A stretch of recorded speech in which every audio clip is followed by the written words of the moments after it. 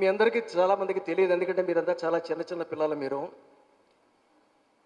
95లో వారు ముఖ్యమంత్రి అయిన తర్వాత, అప్పటికి మీరు ఇంకా పుట్టి ఉండరు చాలామంది, రాష్ట్రంలో కేవలం 30 ఇంజనీరింగ్ కళాశాలలు ఉండేవి. ఎన్ని? 30. There use to be only 30 engineering colleges. 30 engineering కాలేజీల్ని ఆయన ఒక ఆలోచనతో 300 కాలేజీలకి పెంచాడు ఆయన. ఆ రోజు చాలామంది క్రిటిసైజ్ చేశారు, ఏమిటండి ఈయనకి, ఏమిటి 30 కాలేజీలు 300 కాలేజీలు చేస్తున్నాడు, ఎక్కడున్నారు స్టూడెంట్స్, ఏం చేస్తారు వీళ్ళంతా అని చాలామంది క్రిటిసైజ్ చేశారు. అలాగే విజనరీకి ఉన్నటువంటి మరొక క్యారెక్టర్ ఏమిటంటే, they are always ahead of times. ఆ సమయానికి ఉన్నటువంటి పరిస్థితుల కంటే కూడా ముందు తరాన్ని ఊహించుకోగల శక్తి కలిగే వాళ్ళు ఎహెడ్ ఆఫ్ టైమ్స్ అంటాం. సో అటువంటి హెడ్ ఆఫ్ టైమ్స్ అనేటువంటి క్యారెక్టర్ కలిగిన వ్యక్తి చంద్రబాబు గారు. ఎందుకంటే 30 కాలేజీలు 300 కాలేజీలు చేస్తానంటే నేను కూడా ఒప్పుకునేవాడిని కాదేమో. ఒక ఐఏఎస్ అధికారిగా నన్ను అడిగితే, ఎందుకు సార్ అని, వేస్ట్ కదా, ఓ 10-15 పెంచుతా ఉండేవాడిని ఏమో, అంతే. కానీ దాని యొక్క ఫలితం ఎంత ఉందో ఈరోజు మనం అందరం చూస్తున్నాం. ఈరోజు ఆంధ్ర రాష్ట్రాల్లో ప్రతి ఇంట్లో ఒకళ్ళు లేదా ఇద్దరు ఇంజనీరింగ్ గ్రాడ్యుయేట్స్ ఉన్నారు. అందులో ఒకళ్ళు అమెరికా. అవునా కదా? సో దీనికి కారణం ఏమిటంటే ముందు చూపు. ఎవరూ చూడనటువంటి దృశ్యాన్ని ఆయన ముందుగానే వీక్షించి దాన్ని మనకు అందజేశారు. అలాగే ఈ పుస్తకం మీరు చదివినట్లయితే ఇందులో చాలామందికి తెలియని విషయాలు ఉన్నాయి. చాలామందికి తెలియని విషయాలు ఈ పుస్తకంలో ఉన్నాయి. మిగిలిన విషయాలన్నీ మీరు వికీపీడియా కొట్టినా, గూగుల్ కొట్టినా కూడా చంద్రబాబు నాయుడు గారి నుంచి చాలా విషయాలు మీకు తెలుస్తాయి. ఇక్కడ ముఖ్యంగా ఒక విషయం చెప్పదలుచుకున్నాను. 300 ఇంజనీరింగ్ కాలేజీలు పెట్టడంతో సరిపోలేదు, దానికి తగిన ఇకో సిస్టమ్ డెవలప్ అవ్వాలని చెప్పి హైదరాబాద్లో జనాభా పెరుగుతుంది కాబట్టి జనాభా పెరుగుదలకి సరి సమానంగా ఇన్ఫ్రాస్ట్రక్చర్ ఉండాలని చెప్పి ఔటర్ రింగ్ రోడ్, ఎయిర్పోర్ట్, ఇలా చాలా చాలా అభివృద్ధి పనులు ఆయన శ్రీకారం చుట్టడం జరిగింది. ఇక ఎడ్యుకేషన్లో కేవలం ఇంజనీరింగ్ కాలేజీలతో సరిపెట్టకుండా ఇండియన్ స్కూల్ ఆఫ్ బిజినెస్ పెట్టారు, అలాగే IIIT పెట్టారు, ఇంకా చాలా చాలా విద్యా వ్యవస్థలన్నీ కూడా ఆ రోజు రావడం జరిగింది. ఇక్కడ మరొక ముఖ్యమైన విషయం ఏంటంటే, ఈరోజు హైదరాబాదు ప్రపంచంలోనే ఒక అగ్రస్థానంలో ఉన్నటువంటి IT hub, information technology hub. ఆ ప్రాంతం అంతా కూడా మీరు చూసుంటారు. హైటెక్ సిటీ అంటారు, సైబరాబాద్ అంటారు. ఇవన్నిటికీ కూడా కారణమైనటువంటి వ్యక్తి మన చంద్రబాబు గారే. ఇది అందరికీ తెలిసిందే. కానీ ఇక్కడ చాలామందికి తెలియని విషయం ఏంటంటే, హైదరాబాద్కి ఐటీ వ్యాపారం రావాలి అంటే, ఐటీ యాక్టివిటీ రావాలంటే మొట్టమొదటగా దీనికి శ్రీకారం చుట్టవలసినటువంటి సంస్థ మైక్రోసాఫ్ట్. కానీ మైక్రోసాఫ్ట్ ఇండియా వచ్చేటువంటి ఆలోచనలు లేదు. చంద్రబాబు గారు అనేక ప్రయత్నాల తర్వాత బిల్ గేట్స్ గారి యొక్క అపాయింట్మెంట్ తీసుకుని ఆయనకి 1 నిమిషం టైం ఇస్తే అరగంట సేపు 45 మినిట్స్ మాట్లాడి ఆయన్ని కన్విన్స్ చేసి మైక్రోసాఫ్ట్ రీసెర్చ్ సెంటర్ని హైదరాబాద్ తీసుకొచ్చారు ఆయన.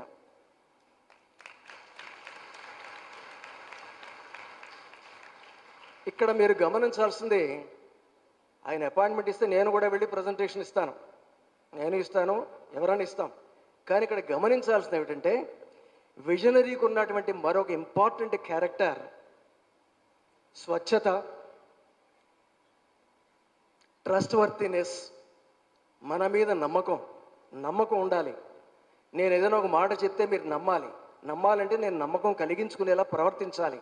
అటువంటి ట్రస్ట్ వర్తినెస్ ఉన్నటువంటి వ్యక్తి చంద్రబాబు గారు కాబట్టే ఆయనకు ఆ రోజు అపాయింట్మెంట్ దొరికింది. రెండో ముఖ్యమైన లక్షణం ఏమిటంటే కన్విన్సింగ్ ఎబిలిటీ. దీన్ని ఎమోషనల్ ఇంటెలిజెన్స్ అంటాం. దీన్నే నేను వెళ్ళి మాట్లాడతాను, నేను 4 మాటలు చెప్తే మీరు ఒక మాట కన్విన్స్ అవుతారు, మిగిలిన వాటికి లేదు పో అంటారు. ఆయన అలా కాదు.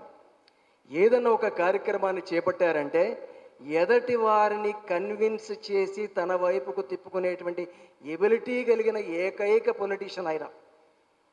Emotional intelligence. ఆ ఎమోషనల్ ఇంటెలిజెన్స్తో ఆ రోజు బిల్ గేట్స్ గారిని కన్విన్స్ చేసి మైక్రోసాఫ్ట్ని తీసుకొచ్చారు. ఇంకా అక్కడి నుంచి వరుస. ఇంకా ఆ తర్వాత ఎన్ని సంస్థలు వచ్చినాయో మీ అందరికీ తెలుసు. ఈరోజు భారతదేశంలో అత్యధికంగా సాఫ్ట్వేర్ ఎగుమతులు అవుతున్నటువంటి ప్రాంతం హైదరాబాద్. నిన్న లేటెస్ట్ లెక్కల ప్రకారం గత సంవత్సరం 2,50,00,000 విలువైనటువంటి సాఫ్ట్వేర్ ఎగుమతులు హైదరాబాద్ నుంచి వెళ్ళాయి, విదేశాలకు వెళ్ళాయి. మరి ఆ రోజు 300 ఇంజనీరింగ్ కాలేజీలు ఎందుకు అని ప్రశ్నించే వారికి ఇది సమాధానం అవునా కదా? అవునా కదా? చూసారా, అది విజన్ అంటే. 300 ఇంజనీరింగ్ కాలేజీలతో ఏం చేస్తారు అనుకునే వాళ్ళకి ఇది చక్కటి సమాధానం. ఇక మరొక విషయం చెప్తాను మీకు. ఐ థింక్ 2015లో అనుకుంటా, 15-16లో అనుకుంటా, భారతదేశం స్వతంత్రం వచ్చే నాటికి మన భారతదేశ జనాభా 30 కోట్లు.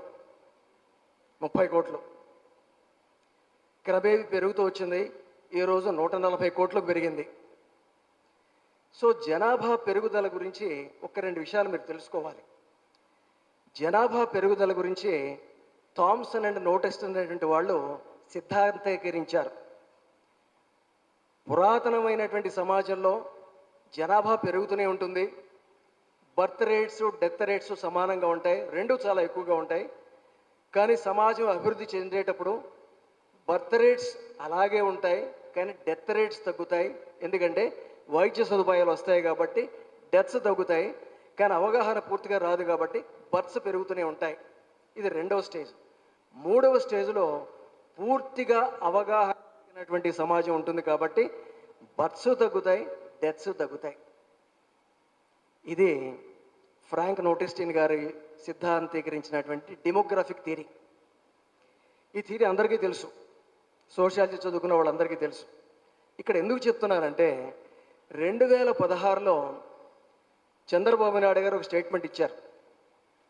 భారతదేశం అంతా కుటుంబ నియంత్రణ పాటించాలి, ఎక్కువ మంది పిల్లలు వద్దు, ఒకళ్ళు ఉంటే చాలు అనేటువంటి స్టేజ్కి వచ్చాం. ఒకళ్ళు లేదా వద్దు అనేటువంటి స్టేజ్కి వచ్చినటువంటి సమయంలో ఆంధ్రప్రదేశ్లో ముఖ్యమంత్రి గారు ఒక స్టేట్మెంట్ ఇచ్చారు. ఆంధ్రప్రదేశ్లో జనాభా తగ్గిపోతుంది, తెలుగువారి జనాభా తగ్గిపోతుంది, కాబట్టి ఒకళ్ళు కాదు 2 కంటే ఎక్కువ మంది పిల్లలు ఉండాల్సిన అవసరం ఉంది అని స్టేట్మెంట్ ఇచ్చారు ఆయన. మీకు ఎవరికైనా గుర్తుందా ఇది? బహుశా పెద్దవాళ్ళకి గుర్తుంటుంది. చాలామంది క్రిటిసైజ్ చేశారు మళ్ళీ అదే యథావిధిగానే. ఎందుకంటే క్రిటిసైజ్ చేసేవారికి పూర్తి జ్ఞానం ఉండదు, హాఫ్. అదే సంవత్సరంలో ల్యాన్సెట్ అనేటువంటి అంతర్జాతీయ మెడికల్ సంస్థ ఇచ్చినటువంటి ప్రకటనలో, అలాగే NFHS 5 డేటా సర్వేలో, national family and health survey 5, అది 2-3 సంవత్సరాలకు ఒకసారి సర్వే జరుగుతుంటుంది. ఆ సర్వే ఏం చెప్పిందంటే భారతదేశంలో పాపులేషన్ 30 కోట్ల నుంచి 140 కోట్లకు పెరిగింది, అందరికీ తెలుసు. కానీ ప్రతి 10 సంవత్సరాలకి ఎంత పెరుగుదల సాధించింది అనేటువంటి విషయాన్ని అంచనా వేస్తారు. దాన్ని డికేడల్ గ్రోత్ రేట్ అంటారు. Decadal growth rate. ఈ డికేడల్ గ్రోత్ రేటు భారతదేశంలో 2016 కంటే ముందు ఉన్నటువంటి ఆ 10 సంవత్సరాల కాలంలో 18% పెరిగింది. అంటే ప్రతి సంవత్సరం 18% జనాభా పెరుగుతూ పోయింది. ఇది దేశవ్యాప్తంగా ఉన్నటువంటి పరిణామం.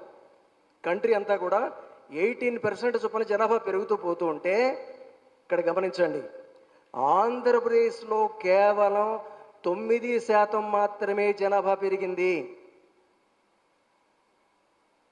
దేశమంతా 18% చొప్పున విపరీతంగా జనం పెరుగుతూ ఉంటే ఆంధ్రప్రదేశ్లో జనాభా పెరుగుదల తగ్గిపోయింది. దీంతో పాటుగా మరొక విషయం చెప్తాను. ఫెర్టిలిటీ రేట్ అంటారు. ఫెర్టిలిటీ రేట్, సంతాన సాఫల్యం, ఫెర్టిలిటీ రేట్. ఈ ఫెర్టిలిటీ రేట్ ఎలా క్యాలిక్యులేట్ చేస్తారంటే ప్రతి స్త్రీకి ఎంతమంది పిల్లలు ఉన్నారు. మన స్వతంత్రం వచ్చే నాటికి 3-4 ఉండేది fertility rate, more than 3 children. క్రమేపీ తగ్గుతూ వచ్చింది. ఈ రోజుకి కూడా 2.1 is the national level fertility rate. అంటే ప్రతి స్త్రీకి ఎంతమంది పిల్లలు ఉన్నారని లెక్క వేస్తే 2.1 సగటున. కానీ ఆంధ్రప్రదేశ్లో ఎంత ఉన్నారో తెలుసా మీకు? ఓన్లీ 1.84. అంటే నేషనల్ యావరేజ్ కంటే కూడా మన ఫెర్టిలిటీ రేటు చాలా తక్కువ. ఈ విషయాలన్నీ నేను తర్వాత తెలుసుకుని మాట్లాడుతున్నాను. కానీ 2016లో చంద్రబాబు నాయుడు గారు ఈ సున్నితమైన విషయాన్ని గ్రహించగలిగారు.